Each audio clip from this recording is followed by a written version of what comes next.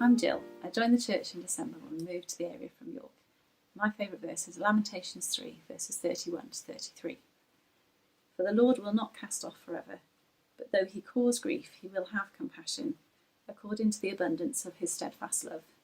For he does not willingly afflict or grieve the children of men. A lovely friend read Lamentations 3 with me when I was a student. She had been through depression in her 20s, and this passage had been a comfort to her.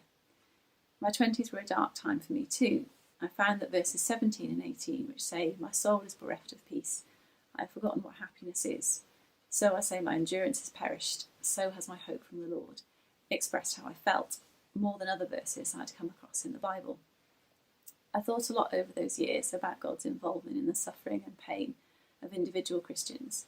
I doubted that God cared about my personal heartache in a sense that was meaningful and tangible to me. Verses 31 and 32, "The Lord will not cast off forever, though he cause grief, he will have compassion," seemed to give hope but also raised big questions. I struggled to understand how God could both cause grief and still be loving. At the time I had to cling on to the belief expressed in verse 33, "He does not willingly afflict or grieve the children of men." That God is hurt when we hurt, even if it seems that he could have prevented that hurt. Over time, I did experience God's closeness and detailed care for me in events and through the words and actions of other Christians. Praise God, I grew in confidence that his love for me is not merely theoretical and abstract, but something that brings me comfort and joy in my day-to-day life. I've come to have peace that though my perception of events in my life and that of others can be very hard to understand, God's character and love can be depended upon.